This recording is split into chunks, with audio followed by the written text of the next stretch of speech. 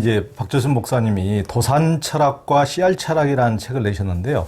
이제 이 책입니다. 굉장히 700페이지나 되는, 제가 이제 저도 이게 읽느라고 굉장히 힘들었는데, 이게 굉장히 깊이 있는 또 책이에요. 도산 안창호와 우리 또 박조순 목사님의 스승인 함석헌 선생님의 이제 사상이 어떤 식으로 연결되어 있는지 이걸 굉장히 이제 통찰 있게 파헤치셨는데요.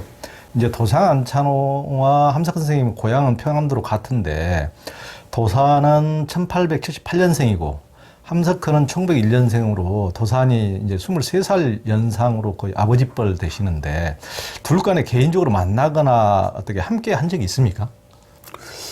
뭐 몇 번 만난 적은 있으신 것 같은데, 예. 깊은 대화를 나누거나 뭐 이렇게 가르침을 받거나 그러지는 못했던 것 같아요. 예. 그러나 이제 도산 선생이 1907년에 예. 나이 30일 때 평양에서 강연을 하셨는데, 그렇죠. 그때 남강 이승원 선생이 그렇죠. 도산보다 나이가 14살 많고 예. 아주 유명한 기업가셨는데, 예. 그때 도산의 강연을 듣고 큰 깨달음을 얻어가지고 정말 새 사람이 되었다고 그래요.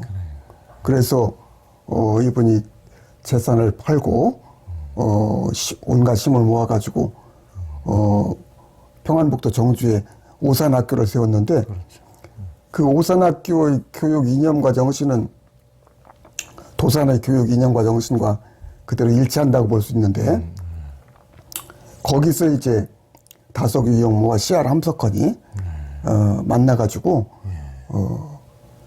그 남강 이승원 선생의 그 영향 아래서 사상을 형성해 갔다고 이렇게 생각을 하지요. 예, 그렇죠. 그러니까 말하자면은 안창호 선생님하고는 직접적인 관계라기보다는 남강 이승원 선생을 통해서 간접적으로 그 교육 정신과 이념을 뭐 개성했다고 이렇게 볼 수 있죠. 그렇죠. 남강 이승훈 이제 오산학교 설립자시고, 오산학교에서 배운 이제 함석헌 선생님이 평소에 가장 존경했던 분이고, 그 원효로 집까지 팔아가지고 남강재단에 다 바칠 정도였으니까 집안채 있는 걸 그러셨죠. 이제 박 목사님은 함석헌의 제자이신데, 또 함석헌의 오산학교 스승인 유영모에 대해서도 연구하고 이제 책을 쓰시기도 하셨잖아요. 또 씨알 사상은 유영모와 함석헌의 이제 둘 공동의 사상인데요. 이제 박 목사님은 함석헌과 유영모를 연구하면서 이제 평소에 마음에 품은 가장 큰 의문이, 어떻게 해서 유영모와 함석헌은 나를 중심과 전면에 내세우고 나라는 것을 전면에 내세우게 됐는가, 중심에 내세우게 됐는가 하는 것이었다고 하는데, 도산 안창호의 그 사상 철학을 연구하면서 그 의문이 깨끗이 이제 풀렸다고 하셨는데요. 도산의 어떤 점이 그 의문을 풀게 해주셨습니까? 도산의 그 연설문이라든지 또 응사단 입단 문답을 이렇게 보면은 나라는 것을 중심에 놓고 전면에 내세우더라고요. 근데 그렇게 된 거는 나라의 주권을 일본에게 뺏겨서 땅도 빼앗기고 이제 남은 것은 민족밖에 없거든요. 국민밖에 없어. 그러니까 이제 망한 나라를 다시 이렇게 세우려면은 국민 한 사람 한 사람이 자각해서 나라의 주인과 주체로서 일어나는 게 밖에 없다. 그 도산 선생은 빼앗긴 나라, 잃어버린 나라를 다시 찾고 바로 세우기 위해서 국민 한 사람 한 사람의 나라의 주인과 주체로 깨워 일으키는데 전념을 하셨던 것 같아요. 그러니까 이제 국민 한 사람 한 사람이 나라의 주인과 주체로서 그 나라를 확립하는 것이 가장 일차적으로 중요한 일이었기 때문에 도산상한테서는 이렇게 나라고 하는 것을 중심과 전면에 내세우게 되었다. 근데 그 맥락에서 보면은 유영모 함석헌 선생이 나를 이렇게 중심에 내세우고 중심과 전면에 내세우고 강조하는 것을 뭐 이해할 수 있게 된 거죠. 그러니까 이게 나라고 하는 것이 그냥 물론 서양에도 그 유아론적인 어떤 관념론적인 그 유화론이 있죠. 관념력은 나밖에 없다 이런 생각이 있는데 그건 인식론이라고 아까 주관적인 그 마음의 세계의 그 나인 거고 유영무 암석헌은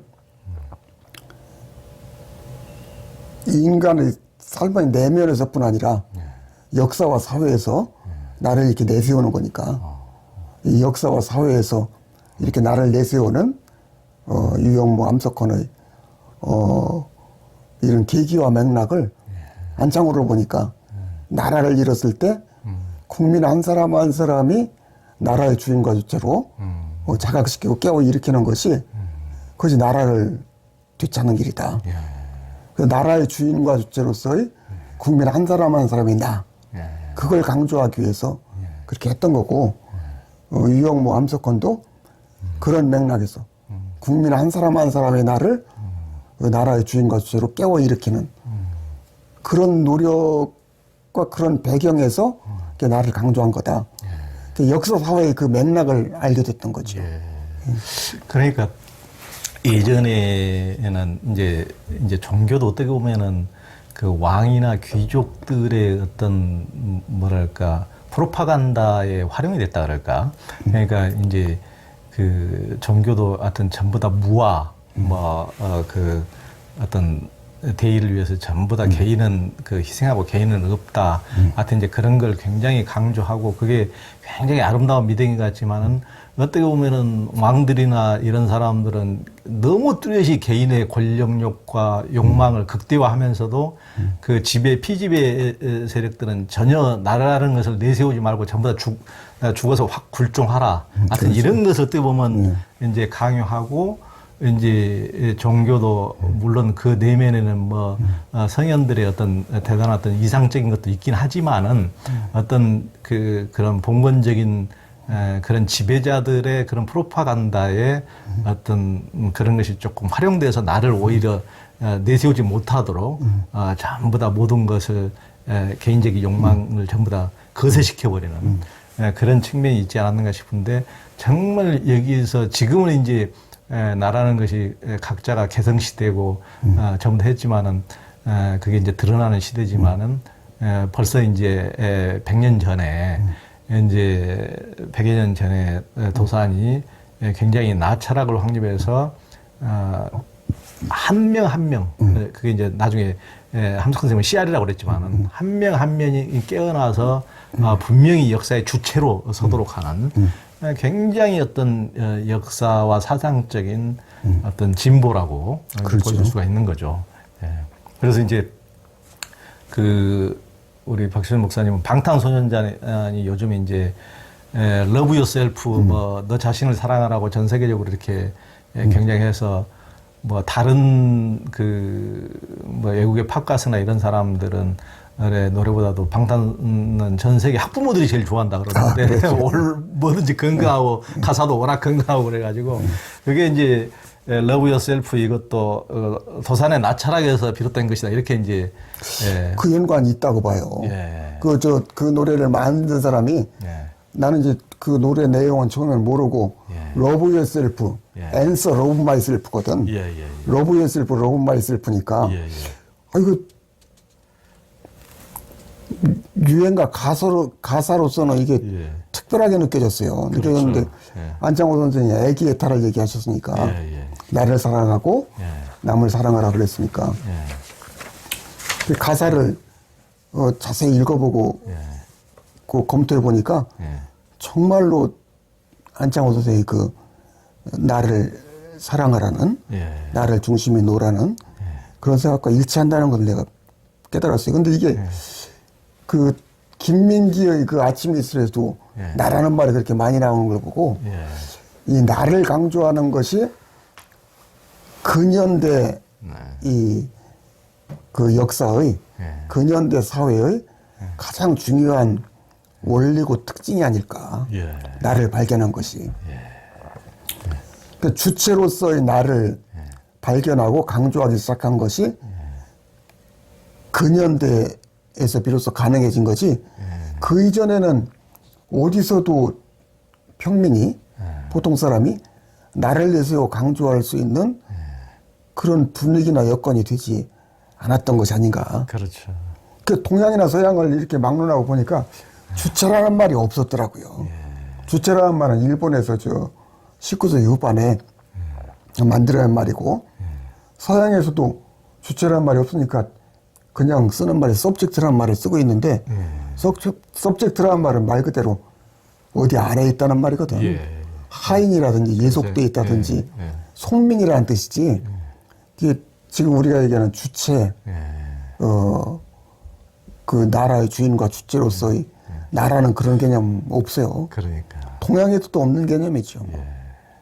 그 주체로서의 나를 강조하는 거는 근현대의 특징인데 그 근현대의 특징을 가장 잘 부각시킨 것이 저는 안창호 선생의 그 나철학이라고 보지요. 예. 그러니까 이제 그 방탄소년단의 Love Yourself, Love Myself 얘기의 탑 도산이 주장했던 나를 사랑하고 너를 타인을 사랑하라, 자기를 사랑하고 타인을 사랑해라. 그 이제 그 정신인데 그것이 이제 그 박시선 목사님께서는 공자의 극기복례나 불교의 무와 열반과도 다르다고 하셨어요. 극기복례라고 하는 것이 나를 극복해서 나를 억눌러서 저 보편적인 사회적인 어떤 질서로 들어가자는 얘기고 무아열반이라고 하는 것도 이 시공간 속에서의 구체적인 주체로서의 자아를 해체하고 어떤 정신적인 이 저 시공간 세계를 뛰어넘는 그런 세계로 들어가자는 거고 그 노자의 무의자연도 무의자연이라고 하는 것도 나의 자아를 인위적인 자의 주장이나 생각을 다 버리고 자연에 순응하라는 거, 자연의 도와 질서에 순응하라는 거니까 나를 강조하고 내세운 것이 아닌 거죠. 그러니까 근현대에서는 그러나 어쩔 수 없이 이 사회적 삶의 주체가 한 사람 한 사람 그 사람이라고 하면은 그 사람은 나를 얘기할 수밖에 없죠. 나를 내세울 수밖에 없고 우리 말조차도 좋게 말하면은 상대를 배려하고 존중하는 소통과 교감의 언어인데 1인칭 주어나 주어는 아주 약화돼 버리고 사라져 버리고 3인칭은 아예 없거든요. 그 우리말에서 나를 앞세우고 내세우기가 아주 어려운 말이죠, 사실은. 그러니까 지금도 우리말이라고 그러시잖아요. 전부 다 우리 집, 우리 마누라, 우리 딸, 내 딸인데 우리 딸이라 그러고, 그렇죠.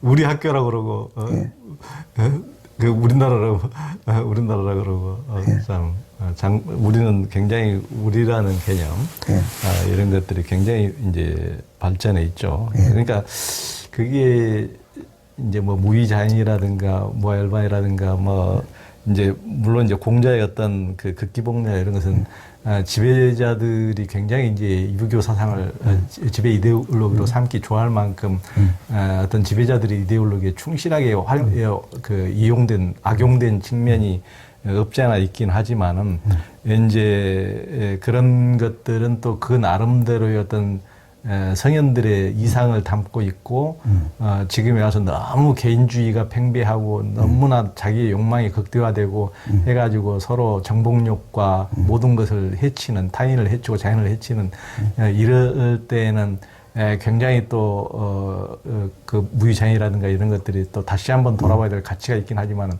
우리가 100년 전에 이미 개인의 어떤 존엄과 가치도 다 잃어버리고 나라도 잃어버리고 아무런 그런 그 기세가 완전히 꺾여버렸을 때 이제 도산이 그렇게 나를 내세우고 우리끼리 또 막 분열이 너무 심하고 이렇게 그 나라까지 잃었으면서도 서로 못 잡아먹어서 안달이고 이랬을 때 애기애타를 이렇게 내세운 것은 굉장히 어떤 그때의 사람들의 심성과 시대 상황을 아주 예리하게 간파해서 사람들을 살리기 위한 어떤 정확한 처방이 아니었는가 이런 생각이 들더라고요. 그럼요. 굉장히 중요한 그 주제를 붙잡고 중심에 세운 거지요. 이제 도산 안창호의 삶과 그의 이제 배움과 깨달음의 과정은 어땠습니까? 그가 이제 평안도에서 시골에 이제 집안에서 태어나셨는데, 근데 어려서 이제 아마 집안에 아버지나 할아버지가 한문을 하셨던 것 같고 집안에서 좀 배웠고 그 지역의 서당에서 아마 공부를 했던 것 같고 나중에는 김현진이라고 하는 유학자가 있는데 근데 알려진 유학자인가 봐요. 그분에게서 한 3, 4년 배우고 그렇게 하고 난 다음에는 이제 한양으로 가서 서울로 가서 17세 이제 17세, 구세학당에 예. 구세학당에 들어가요. 구세학당에 와서 선교사들로부터 뭐 기독교 신앙과 신문명에 대해서 과학이라든지 뭐 민주 사랑 이런 걸 배웠고 더 중요한 건 또 마침 그렇게 서울에 왔을 때 96년도에 독립협회가 발족이 되고 또 만미공동회가 열리고 그러니까 정말로 그게 중요했죠. 민족의 아주 중요한 어떤 운동이고 사업이었는데 그때 거기에 참여해가지고 그러니까 안창호 선생은 그 당시에 서재필이 독립신문을 장관하고 독립협회를 만들었는데 1년 동안은 그냥 서재필 강연하는 데는 빼놓지 않고 쫓아가서 들었다는 거 아니에요. 그래가지고 그렇게 하고 이제 서재필과 윤치호가 독립협회를 이끌면서 배지학당에서 학생들을 조직해가지고 저 교육도 시키고 토론 공부도 토론 뭐 이렇게 또 하게 훈련도 시키고 그랬는데 거기도 참여했다고 그래요. 그러니까 토론법이라든지 가서 사실 그이들한테 민주정신 또 신문명 이런 걸 배운 거지요. 그러니까 제가 보기에는 그때 당시에 이제 20세기 초반까지만 해도 서당 교육이나 이런 것이 남아 있어서 그때 기독교를 접한 초기 선구자들도 뭐 규황 김약인뿐만 아니라 그 이후의 분들 뭐 함석헌, 김재준 이런 분도 한자에 엄청나게 뭐 잘하시고 뭐 워낙 뭐 아주 뭐 한자를 줄줄줄 뭐 시조를 다 외우다시피 하고 고사성어나 뭐 한문 이제 원전들을 줄줄 외신 분들인데 그러니까 그런 분들이 어렸을 때 이제 한문 그 유교 교육이라는 게 수양의 학문이니까 어렸을 때 이제 그렇게 잘 수양의 어떤 토대를 닦고 계속 그런 식으로만 가버리면 또 고루한 또 새님이 돼버릴 수가 있는데 또 10대 후반이나 다 이럴 때쯤 또 서양에서 온 어떤 기독교를 접하면서 또 새로운 문명, 또 새로운 사조, 또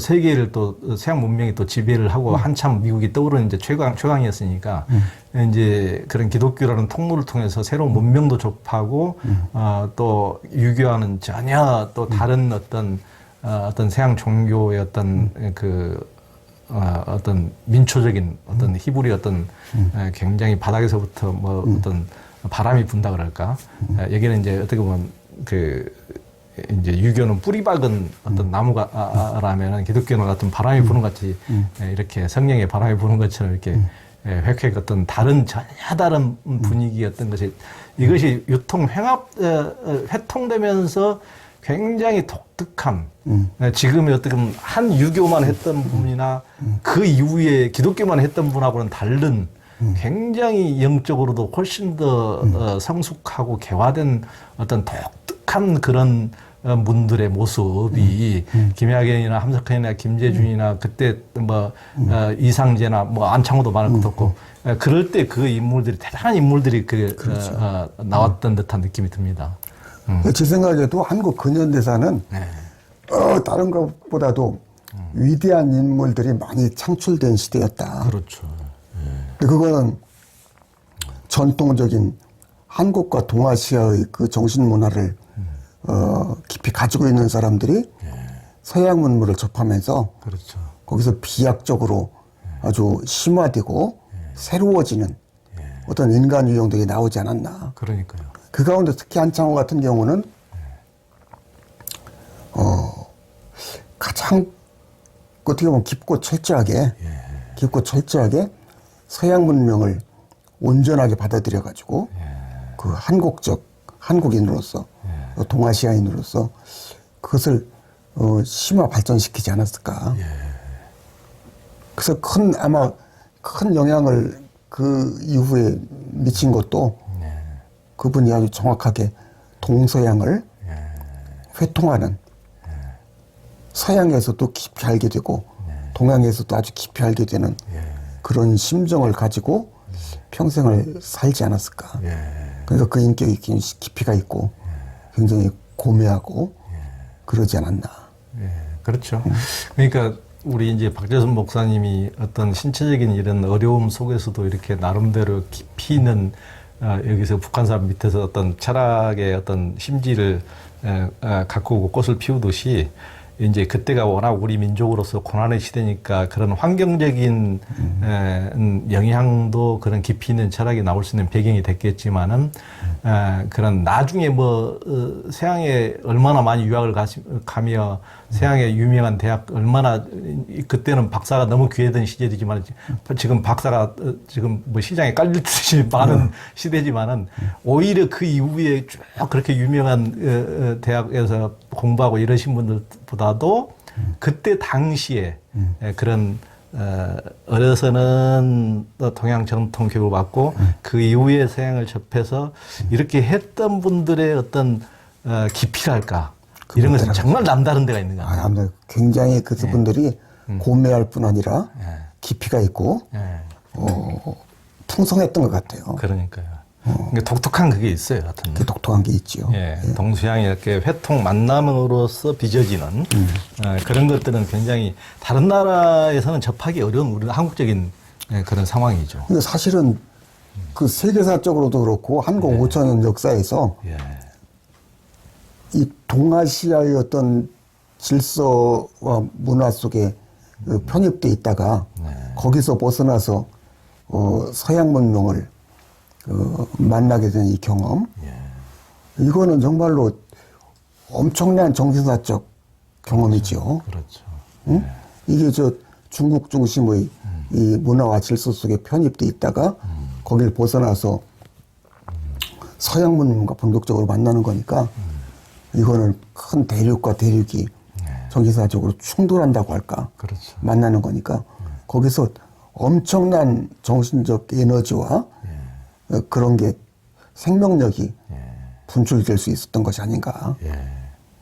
그래요. 그러니까 한국적인 상황이 저는 훨씬 더 그런 어떤 동서양 문명이 제대로 해통된 어떤 계기가 됐고 그 이전에 훨씬 한국보다 먼저 강제로 이제 개화를 맞이했던 중국 같은 경우는 아편 전쟁으로 강제 어떤 강장 너무 부도덕한 어떤 아편 전쟁으로 인해서 어떤 정신과 이런 것들이 한꺼번에 붕괴되다 보니까 너무 거기에서는 어떤 그런 새로운 기풍이 진작되기가 참 어려웠는데 한국에서 어찌됐든 우리는 뭐 일제라는 그런 것을 맞긴 했지만은 또 이제 그때 초창기에 이제 선교사들도 많이 들어오면서 이렇게 이제 동서 문명이 만나고 그때는 소수 기독교인이 1, 2%에도 불구하고 초기에는 오히려 또 무슨 중인이나 상인들한테도 훨씬 전파가 많이 됐는데도 불구하고 초창기에 한국사를 그 근현대사를 이끈 그런 선구자들 뭐 도산이라든가 이상재라든가 김양인이라든가 뭐 이런 분들이 다 기독교에서 많이 나온 것을 보면은 동서양의 만남이 가져온 그런 스파크가 굉장히 주요했다고 이제 보이는 거죠. 그래서 이제 그 도산 안창호는 1902년에 미국에 유학을 떠난 뒤에도 교회에 열심히 나가면서 이제 평생 기독교 신자로서 살아왔지만 한국에 들어온 이제 미국 선교사들이 문화운동을 할 만한 수양을 넉넉히 이제 가진 이가 적고 그들의 이제 선교 정책이 단순한 종교만 전파하고 문화운동에는 등한히 하는 우민 정책을 쓴다면서 비판적이었는데요. 또 독립운동과 같은 이제 현실 참여도 이제 하지 못하게 하는 경향이 많고 그들이야말로 이제 제국주의고 자기들도 뭐 필리핀이나 이런 데를 뭐 다 식민지를 두니까 당연히 이제 그들은 선교사들은 제국주의 입장에서 많은 수들가 이제 독립운동에 동조한 이제 분들도 있긴 했지만은 당연히 대부분은 이제 반대를 했고 그런 이제 그래서 이제 가지는 갈등이 굉장히 심했을 텐데 심적인 갈등도 어땠을까요? 그러니까 안창호 선생은 미국에 유학 간 그 계기와 목적이 하나는 그 미국 가서 교육 사상과 교육 그 실제 교육 제도와 체계 이런 걸 배워가지고 제대로 교육 사업을 한국에서 하고 싶다. 그게 하나 있고 다른 하나는 기독교와 성경의 오해를 배우고 싶다. 그러니까 거기서 본격적으로 공부는 못했지만은 기회 있을 때마다 성경 공부도 하고 그 미국 사람들한테 기독교에서 배우고 그랬던 것 같아요. 그건 했는데 이제 일본하고 비교해서 한국이 왜 이렇게 뒤처지냐. 일본은 서양 문명을 일찍 받아들여 가지고 문명 개화가 이루어졌는데 한국은 이게 늦어졌다. 일본보다. 늦어진 데다가 선교사들이라도 와가지고 이런 문명 개화를 시키는 일에 조금 나섰으면 좋겠는데 들어온 사람이 이렇게 문명 개화에 앞장설 만한 그런 인물들이 많지 않았고 또 어떻게 보면은 영어를 안 가르쳐 주려고 했다니까. 그러니까 영어를 안 가르쳐 주려고 배우려고 해도 안 가르쳐 주려고 한 거는 결국은 우민 정책이 아니냐. 그래서 그런 건 아주 비판했죠. 그 안창호 선생은 남을 그렇게 비판을 안 해요. 그러니까요. 선교사들도 그렇게 뭐 시비 걸거나 비판 안 하는데 어디 그런 얘기들이 나오더라고요. 그러니까 안타깝죠. 빨리 우리나라 국민을 깨워서 나름대로 조금 의식도 깨우고 지식도 갖게 하고 그래서 나라를 되찾아야 되는데 그러니까 그런 기독교라는 게 교회라는 게 굉장히 좋은 창구가 될 텐데 그 역할을 안 해주니 속이 타서 그런 거지요. 그런 거죠. 예. 이제 도산 안창호는 임시정부를 만드는 데도 이제 주역이었는데 임시정부 시절에도 주로 심신을 단련하고 건강을 지키는 책들, 이제 체조, 뭐 국민성과 인격, 또 의지를 수양하는 책들을 이제 많이 이제 봤다고 하던데요. 도산은 이제 새벽에 일어나 냉수욕도 하고, 우리 이제 그 박재순 목사님도 감옥에서 냉수 마찰을 하셔서 건강을 찾았다고 그러는데, 또 흥사단에 가서 이제 그 동지들과 함께 정자법을 하고 수치료를 하고, 수치료라는 것은 뭔지 잘 궁금한데, 정좌 3년이라는 책을 이제 4~5쪽씩 늘 읽었다고 하는데요. 명상하는 상태에서 도련 몸을 후루 떨기도 하고, 전신이 방석에서 톡톡 튀어오기도 했다는데, 도산이 한 수도가 어떤 것이었습니까? 글쎄요, 체계적으로 어디서 배워서 꼭 했다기보다 이렇게 스스로 탐구해서 허덕하셨던 것 같은데, 수치료하고는 아마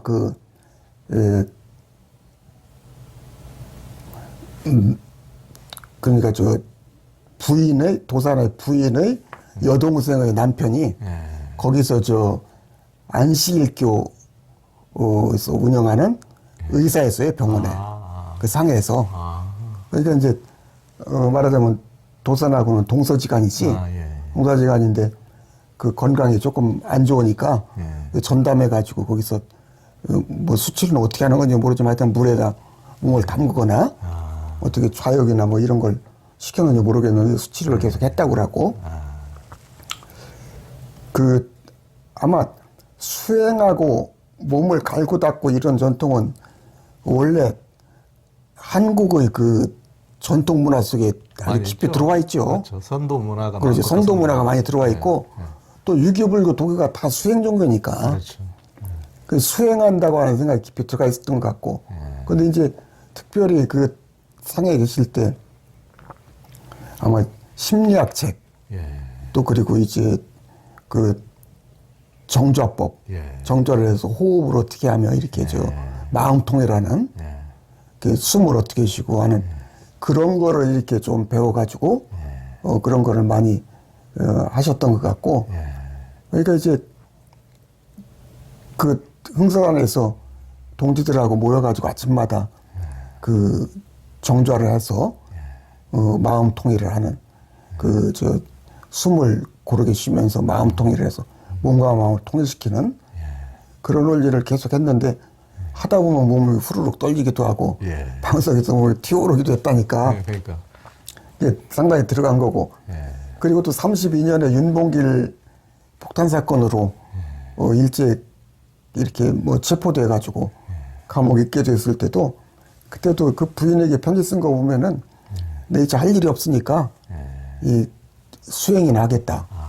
그래서 보면은 뭐 아침에 몇 시간 하고 오후에 몇 시간 하고 뭐 하루에 온종일 수행하는 거예요.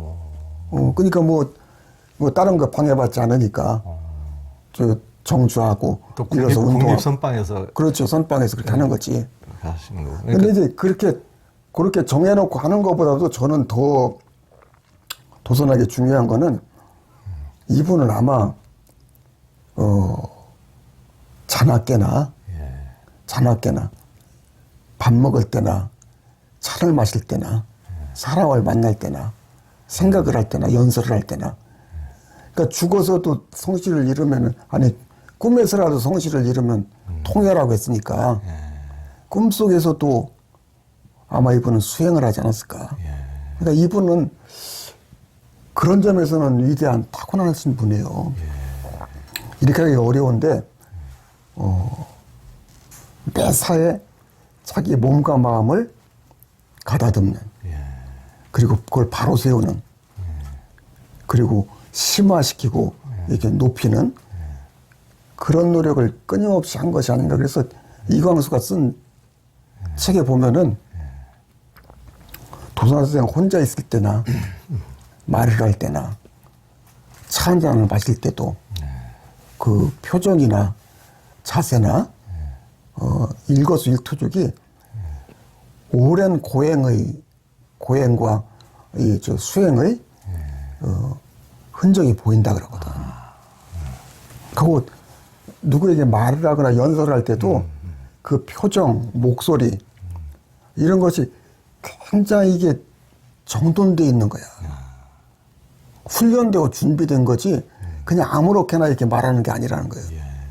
목소리 하나에 그리고 표정 하나에 이렇게 아주 노력하고 준비하고 훈련해서 나오는 소리이기 때문에 사람들에게 울림이 있다는 거죠. 그러니까 가만히 있을 때나 움직일 때나 잠잘 때나 깨어 있을 때나 말을 할 때나 침묵할 때나 이분 아마 사무치게 자기를 단련한 분이 아닐까. 수행한 분이 아닐까. 생각할 때도 그렇고 그러니까 그런 점에서 이분은 나는 성현이라고 생각해요. 심지어는 이 가정을 떠나서 상해에 있으니까 외로우실 수도 있고 그런데 또 워낙 인물도 좋고 훌륭한 분이니까 뛰어난 지도자니까 젊은 여성들이 얼마나 또 이렇게 끌렸겠어요. 그러니까 끌린 여성들이 많았는데 어떤 여성이 도사선생 밤에 방으로 들어온 거야. 자고 있는데 불 꺼졌는데. 근데 그때 그 방에 여럿이 있었거든. 그러니까 누가 들어온 걸 알고는 도사선생이 그랬다는 거 아니야. 아주 단아한 목소리로 아버지가 딸에게 하는 것 같은 단아한 목소리로 처녀 이름을 부르면서 누구야? 내가 찾는 물건이 저 책상에 있으니까 저 책상에 촛불을 켜고 찾아보아라. 그러니까 이제 들어왔다가는 그렇게 얘기하니까 정말로 촛불을 켜고 서 있다가 나갔다는 거 아니에요. 어떻게 30살 때 평양에서 대성학교를 세웠을 때는 한참 나이 30이잖아요. 30인데 31살인데 한참 유명해지고 연설을 하러 다닐 때거든. 그렇죠. 그러니까 평양 기생들이 유명하잖아. 그렇죠. 평양 기생들이 내기를 했대. 누가 먼저 도선 선생을 쓰러뜨리냐? 넘어뜨리냐. 성공했다는 말은 없어. 그렇죠. 그러니까 참 도사는 참 대단하신 분 같아요. 그러니까 어떤 보통은 이제 수행을 하시는 분들은 너무 내적으로만 침잠하고 마음으로만 하면 이제 세상 자체도 다 마음 하나 있다 이렇게 가고 또 외적으로만 치중하면은 외적 조직이나 어떤 세상 현실을 바꿔야지 무슨 마음만 붙들고 있어봐야 뭐 하느냐. 외적으로만 치닫으신 분들은 완전히 또 정치꾼이 되기 마련이고 완전히 그쪽으로만 가버리고 하는데 이분은 굉장히 전일적이고 통합적이라는 느낌이에요. 전일적이고 통합적이기 때문에 그러니까 사람들이 이해를 못 하는 거야. 그건 안 보이는 거지. 정치하고 운동한 사람들은 그 수행자고 이제 구도자로서의 도산이 안 보이는 거예요. 그렇죠. 하고 수행하는 사람은 도산이 왜 저렇게 운동을 하고 조직을 하고 사람들하고 저렇게 하는지 그게 또 이해가 안 되는 부분이 있고. 그러니까요. 함석근 선생님도 뭐 사람들 앞에서 포효하고 엄청난 명연설가 뭐 동대문동장에서 수십만 원을 모아놓고 땅덩거릴 정도로 명연설가하고 사람들 들떠났다 하지만은 왜 혼자 돌아오면 완전 수행자잖아요. 혼자 수행자. 그러니까 이제 그런 면에서 굉장히 그 전 또 다른 두 가지 면모를 동시에 그렇죠. 가지고 있는데 또 박주선 목사님도 책에서 지적했듯이 우리 함석 선생님은 이제 조직가로서는 그게 없는데 도사는 이제 조직까지 사람들 조직해내고 훈련시키고 이런까지 굉장히 진짜 종합적인 인물이에요. 굉장히. 하고 또 그냥 그런 저 조직만 할 뿐 아니라 매사에 구체적인 안이 언제나 준비되어 있는 거예요. 그러니까. 구체적인 안, 지금 당장 그 심사해야 될 구체적인 안이 나오고 중장기적인 어떤 마스터 플랜이 나오고 장기적인 원대한 목적과 목표가 언제나 제시되는 거예요. 구체적인 지금의 그 대안에서부터 중장기적인 계획과 구상, 그 다음에 장기적인 목표와 전망까지 언제나 제시하는 분이니까. 그러니까 사실은 아무도 경쟁이 안 되는 거예요, 이분하고. 그렇지. 이렇게 하는 사람이 어디 있겠어요. 지도자들도 아무도, 그러니까 저 안창호 선생이 미움을 받는 것이 나이도 많지 않은 것 같고 뭐 어떻게 내세울 것도 없는 사람 같은데 무슨 얘기를 하든 이길 도리가 없거든. 하고 뭐 무슨 말을 하거나 무슨 일을 해도 사실은 도산이 더 뛰어난 거죠. 그렇죠. 그러니까 이승만이 안창호를 용납할 수가 없었고 또 주변에 있는 그 대부분 다 선배들이거든. 안창호한테는 선배들인데 사실은 그러면은 안창호를 앞세우고 따르고 이렇게 쓰면 다 좋은데 그러지 않고 오히려 저 음해하고 그러니까 말하자면 질투한다고 그럴까 그런 사람들이 많은 거지. 그러니까 단합이 안 되는 거죠.